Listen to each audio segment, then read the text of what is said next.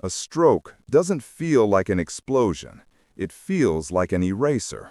It starts at the fingertips and works its way inward, rubbing out the lines of your life until you are nothing but a smear on the canvas of your own existence. I sat at the head of the mahogany dining table, a table I had commissioned from a master carpenter in Milan 40 years ago. It was solid, immovable, and steeped in the history of the Thorne family. But tonight, I felt less like the patriarch who had paid for it and more like a ghost haunting his own wake. My wheelchair was locked in place. My left hand lay in my lap, twitching with a violent, rhythmic tremor that I could no longer control. It was a metronome of my weakness, counting down the seconds of my dignity. To my right sat Daniel, my son, my flesh and blood. He was drinking my vintage scotch, the bottle of Macallan 25 that I had been saving for his wedding day. He hadn't asked. He had just taken it from the cabinet, cracking the seal with a casual disrespect that made my stomach turn. I didn't know their names, and I didn't want to. They were vultures in cheap suits, men with slicked-back hair and hungry eyes, who laughed too loud and drank too much. They were here to help Daniel strip mine Thorne Construction, the company I had built from a single pickup truck and a bag of cement into a skyline-shaping empire. To the future, one of them toasted, raising a glass of my whiskey. To evolution, Daniel corrected him, clinking his glass against the man's. He didn't look at me. To him, I was just a piece of furniture, slightly more annoying than the sideboard because I required feeding. I tried to speak. I wanted to tell them to get out of my house. I wanted to roar like the lion I used to be. But the stroke had stolen my voice, leaving me with a thick, slurred mumble that frustrated me more than it communicated. I closed my mouth, swallowing the rage that tasted like bile. The catering staff moved silently around the room, clearing the plates. They kept their eyes down, ashamed to witness the humiliation of the man who signed their checks. But Daniel didn't care about their discomfort. He reveled in it. The delivery boy, a teenager with acne and a nervous demeanor, approached the table holding a leather folio. "Mister?" the boy asked, looking at Daniel. Daniel waved a hand dismissively, not even turning his head. Let the old man sign it. The table erupted in laughter. It was a cruel, sharp sound that cut through the air like a serrated knife. The boy looked confused, then terrified as he turned toward me. He hesitated, holding the folio out like a shield. "Mister?" he whispered. I looked at the checkbook Daniel had slid across the polished wood toward me. It was open, the pen lay beside it. I summoned every ounce of will I possessed. I focused on my right hand, the good hand, or so the doctor said. But even the good hand felt heavy, disconnected, like I was trying to operate a claw machine from a mile away. I reached out. My fingers wrapped around the pen. It felt foreign, slippery. "Focus, Elias," I told myself. "You built the spire on the Trade Center. You signed contracts worth millions. Write your name." I put the pen to the paper. I tried to form the E. But my nerves betrayed me. A spasm shot through my wrist. The pen skidded across the paper, dragging a jagged, ugly line of ink through the signature line and off the edge of the page. It looked like the scratching of a frightened animal. I stared at the ruin I had made. The shame was a physical heat, rising up my neck and burning my cheeks. Daniel snatched the pen from my fingers. His touch was rough, devoid of affection or patience. He held the checkbook up for his friends to see. "Pathetic," he sneered. "Look at this." He tossed the checkbook onto the table with a contemptuous thud. "Look at him," Daniel continued, his voice dripping with venom. "The great Elias Thorne, the iron builder, reduced to a toddler who can't color inside the lines. Don't worry, gentlemen. The power of attorney hearing is next week.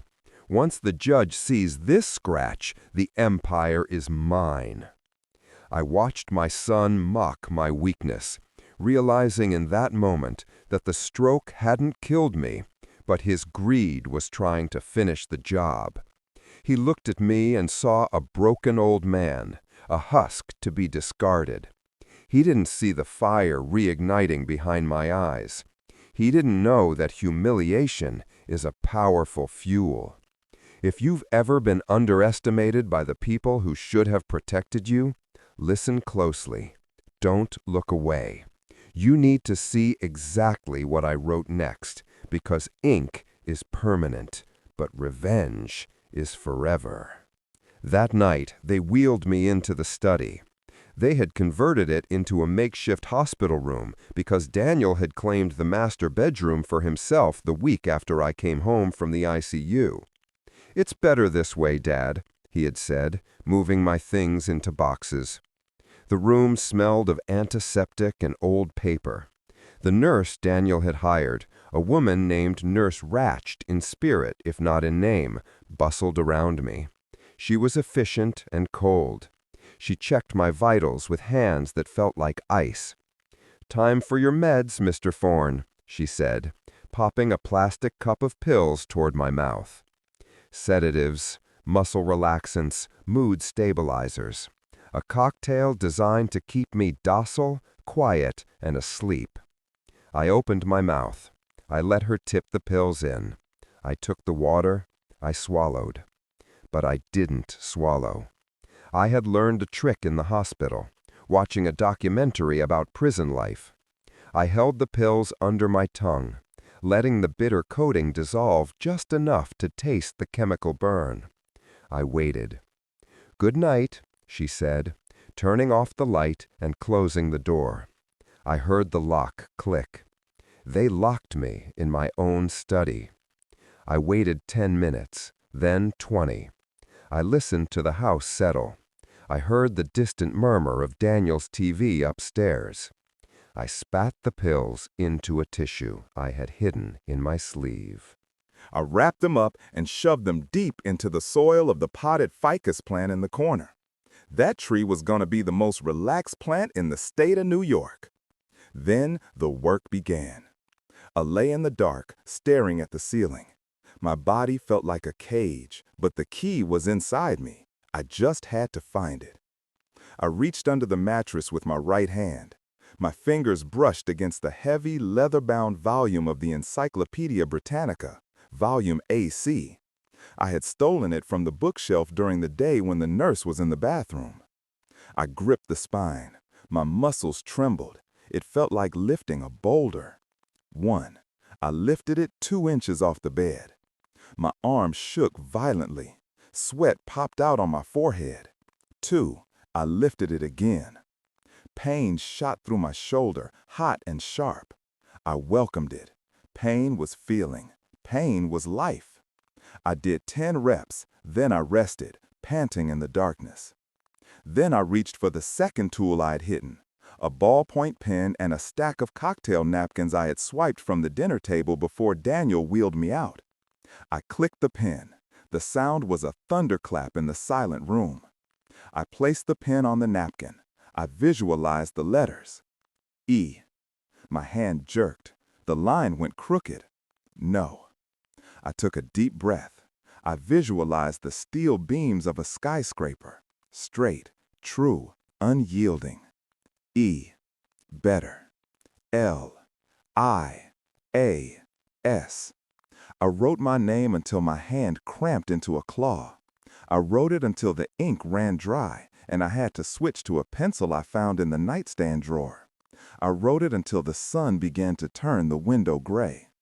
The lines were shaky at first, jagged like the EKG of a dying man. But slowly, night after night, they began to smooth out. My will was iron. I was a man who had built structures that scraped the sky. I would not be buried by a boy who had never calloused his hands on anything rougher than a steering wheel. The isolation was the hardest part. Daniel was thorough. He fired my loyal staff, my housekeeper of 20 years, my driver, my secretary. He replaced them with agency workers who didn't know me and didn't care. He cut the phone lines in the study. He gets confused, I heard him tell a visitor in the hallway one afternoon. It was Mr. Henderson, my oldest friend. He doesn't recognize anyone. It's better if you don't see him like this. I see, Henderson said, his voice thick with sorrow. I wanted to scream. I wanted to pound on the door. I am right here. I am listening. But I stayed silent. I played the part. One afternoon, Daniel made a mistake. Arrogance always leads to errors. He left the door to his home office open. It was just down the hall from the study. I was in my wheelchair, facing the hallway. The nurse was on her phone, ignoring me. I heard Daniel's voice. He was laughing. Yeah, listed next Friday. The market is hot. We can get $5 million for the land alone. The house, tear it down. He paused. The old man, don't worry about him. I found a place upstate, state-run facility. The cheapest one available. My heart stopped. A state facility, a warehouse for the forgotten. He wasn't just taking the money, he was discarding me like a broken tool. He won't know the difference, Daniel continued. The doctors say he's a vegetable. He's just a body now. The betrayal cut deeper than the stroke ever did. It severed the last thread of fatherly love I had been clinging to. I wheeled myself back to the window. I looked out at the garden I had planted for my late wife. I looked at the gazebo where I used to read stories to Daniel when he was small. Monday. I had 4 days. I needed an ally. The next morning, a delivery truck pulled up to the service entrance. I was sitting on the back patio where the nurse had parked me to get some sun while she flirted with the pool boy. A heavy-set man in a blue uniform walked up the path carrying a package. He wore a cap pulled low over his eyes, but I recognized the walk. It was a lumbering, powerful gait, like a bear moving through the woods. It was Frank, my foreman, the man who had been by my side on every job site for 30 years. He walked past the nurse, who didn't even look up from her magazine. He set the package down on the table next to me. "Sign here," he grunted, holding out a clipboard. I looked up at him. His eyes were wet. "Boss," he whispered, barely moving his lips.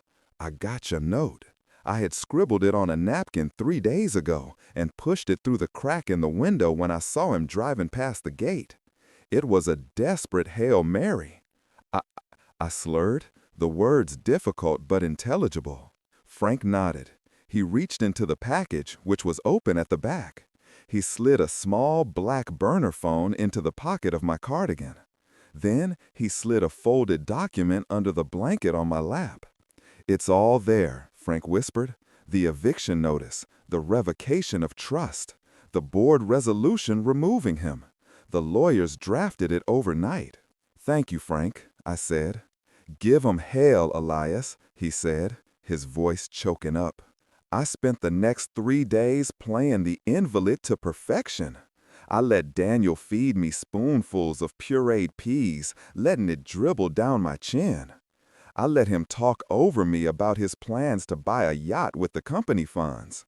"It's going to be great, Dad," he said, wiping my face with a rough napkin. He laughed at his own joke. On Sunday, he brought the notary to the house. "Just a formality," Daniel said to the woman, a petite lady with glasses who looked uncomfortable. "We need to witness his decline before the court date tomorrow."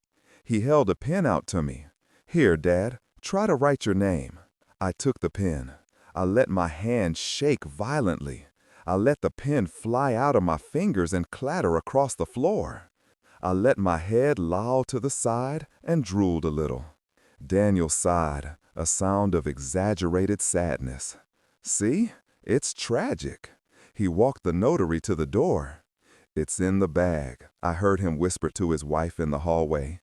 "He's gone." I sat in my wheelchair, staring at the wall. Under the blanket, my right hand found the stress ball I had stolen from the nurse's bag. I squeezed it. The foam compressed. My knuckles turned white. My grip was hard. It was steady. It was a grip that could crush a walnut. or a throat.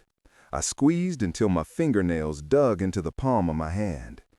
"I am not gone, Daniel," I thought, the words ringing clear and sharp in my mind. "I am just waiting for the concrete to set." I was ready. They say that the loudest sound in the world is not a cannon blast or a thunderclap, but the sound of a reputation shattering in a room full of people who thought they knew the truth. I sat in the center of my living room, positioned like a centerpiece at a banquet I wasn't supposed to survive. The suit Daniel had dressed me in felt loose on my shoulders, a size too big, chosen specifically to make me look shrunken, diminished, a husk of the man who had built this estate. The air was thick with the smell of expensive perfume and the stale, metallic tang of false sympathy. The room was crowded. Daniel had invited everyone. The board of directors stood in tight knots, sipping my champagne and whispering about stock prices.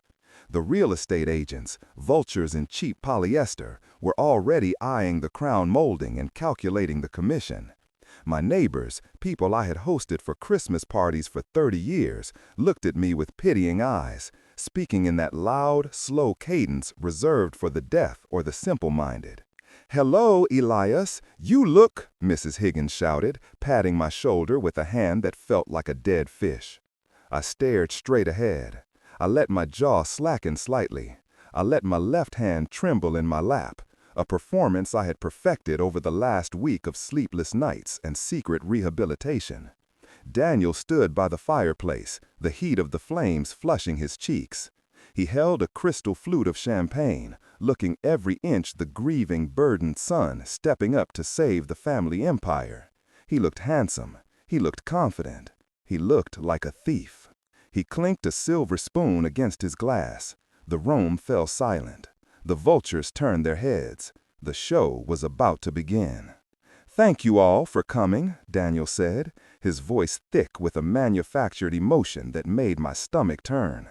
He walked over to my wheelchair and placed a hand on my shoulder. It felt heavy, possessive, like a butcher weighing a cut of meat.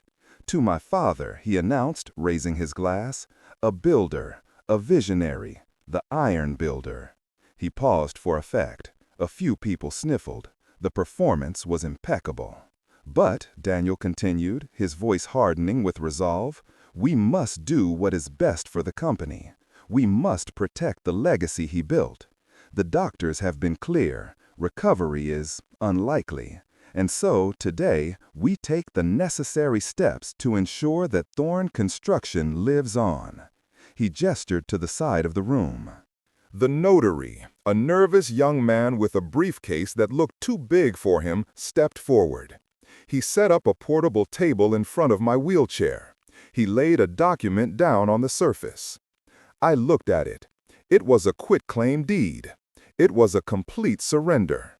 It transferred the title of my home, my land, and my controlling interest in the company to Daniel Thorn, effective immediately. "It's just a formality," Daniel said to the room, flashing a sad, brave smile. He uncapped a heavy fountain pen, my fountain pen, the Mont Blanc I had used to sign the contracts for the city hospital wing. He held it out to me. "Just make an X, Dad," Daniel said loudly, projecting his voice to the back of the room. "We know you can't manage more than that. It's okay." He reached for my right wrist. His fingers were cold. He squeezed hard, a subtle warning disguised as assistance. I looked at his hand on my wrist. I looked at the pen. I looked at the document that would seal my fate and send me to a state facility to rot. I remembered the nights in the dark. I remembered the heavy encyclopedia. I remembered the stress ball. I remembered the pain. I didn't let him guide me. I pulled my hand back. The movement was sharp. It was controlled. It was precise. It wasn't the jerk of a spasm. It was the deliberate action of a man reclaiming his agency. Daniel's hand was left grasping at empty air. The room went quiet. The murmuring stopped. The ice clinking in glasses ceased. Daniel looked confused. He blinked, looking at his empty hand, then at me. he whispered, his smile faltering. I sat up straight. I rolled my shoulders back, filling out the suit jacket. I closed my mouth, tightening the slackness of my jaw. I looked him dead in the eye. I don't think I need your help, Daniel, I said. My voice was raspy from months of disuse, gravelly and deep, but it was clear. It was the voice that had shouted orders over the roar of jackhammers. It boomed through the silence of the living room like a judgment. The glass slipped from Daniel's other hand. It hit the stone hearth and shattered, the sound like a gunshot in the stillness. Champagne splattered onto his polished shoes. The guests gasped. A collective intake of breath sucked the oxygen out of the room. The vegetable was speaking. The invalid was sitting up.